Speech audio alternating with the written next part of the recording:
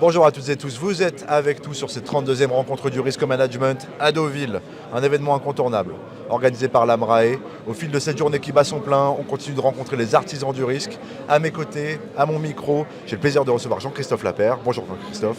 Bonjour. Vous êtes directeur specialty et broking chez WTW, courtier que l'on ne présente plus. Merci d'être des nôtres. Écoutez, merci de m'interroger aujourd'hui. Alors, chez WTW, vous publiez une nouvelle étude sur le risque émergent. En premier lieu, j'aimerais m'attarder sur qu'est-ce qu'un risque émergent en 2025. Je suppose que ce n'est pas un nouveau risque que l'on découvre un peu de nulle part. Qu'est-ce qu'un risque émergent selon WTW ? On pense que c'est effectivement important de tenir au courant nos clients de l'évolution de leur environnement et en particulier des risques qui sont susceptibles de les affecter. Le Covid nous a montré qu'on pouvait effectivement se trouver brutalement face à un risque pas nouveau, mais en tout cas dont on ne mesurait pas l'ampleur potentielle. Donc un risque émergent, c'est quoi ? Un risque émergent, c'est soit un risque nouveau, parce que ça existe. Ça existe ? L'environnement technologique, les évolutions technologiques peuvent faire apparaître des risques nouveaux, mais c'est aussi un risque connu qui, du fait de l'environnement géopolitique, technologique, climatique, devient beaucoup plus prégnant et beaucoup plus menaçant qu'il ne l'était dans le passé. Donc ce sont pour moi les deux définitions du risque émergent, c'est soit un risque nouveau, soit un risque connu dont l'ampleur, la probabilité de fréquence ou l'intensité change.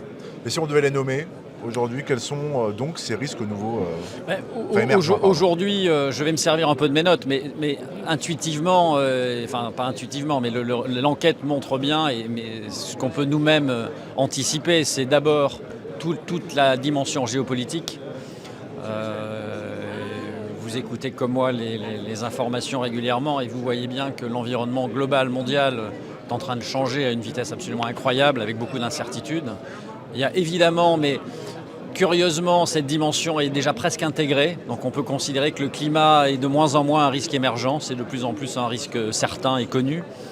Et il y a également tous les enjeux liés aux évolutions technologiques qui augmentent en particulier le risque cyber, dont on parle depuis longtemps, mais dont la potentielle amplitude augmente fortement. Et puis, je vais reprendre mes notes, mais il y a évidemment, lié à cet environnement incertain, tout l'environnement financier, les augmentations de taux, l'inflation qui constitue aujourd'hui un risque important pour nos entreprises. Et puis un autre point, et les entrepreneurs présents à l'AMRAE le savent bien, c'est toute la partie risque humain. Le potentiel humain reste une des principales valeurs de l'entreprise, et c'est vrai qu'aujourd'hui ce capital humain est menacé par plein de choses, par notamment sa rareté. Ouais. Voilà, donc c'est aujourd'hui les principaux risques émergents qui ont été identifiés par nos clients dans le cadre de cette étude. Je me suis attardé justement sur votre étude, cher Jean-Christophe, et j'y ai retenu des notions d'interdépendance, d'interconnexion du risque. Qu'est-ce que cela veut dire ? En quoi, effectivement, ces nouveaux risques sont plus interdépendants, plus interconnectés par le passé ? C'est assez évident, c'est-à-dire qu'aujourd'hui, on voit bien par exemple qu'une partie des attaques cyber dont sont victimes les États, les entreprises, les particuliers, sont liées à un environnement géopolitique. On sait bien que derrière certaines de ces attaques se trouvent des États qui ne nous veulent pas forcément du bien. Et donc c'est une démonstration assez simple et assez évidente d'une interconnectivité entre un environnement géopolitique qui se dégrade et un risque cyber qui augmente parce qu'il y a une connexion entre ces deux sujets. À cet égard, du coup, est-ce que toutes les entreprises peuvent faire face à ces risques interconnectés, interdépendants ? Je m'attarde surtout sur les structures de taille plus modeste, les petites entreprises.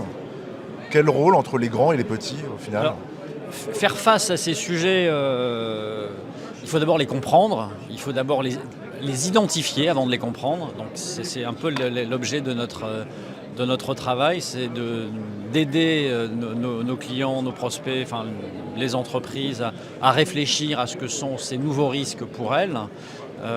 Ensuite, il faut essayer de les mesurer. puisque l'impact de ces risques ne sont pas les mêmes. Les impacts de ces risques ne sont pas les mêmes en fonction de l'activité, de la taille, de la localisation, du business model de ces entreprises. Donc une entreprise très dépendante de l'IT va être plus vulnérable au risque cyber. Une entreprise qui a des expositions dans des pays à risque va être plus vulnérable à des risques géopolitiques. Donc je pense que le travail pour les entreprises, c'est une fois qu'elles ont identifié ces risques, c'est de les mesurer. Je pense que ça va demander dans les entreprises un meilleur partage.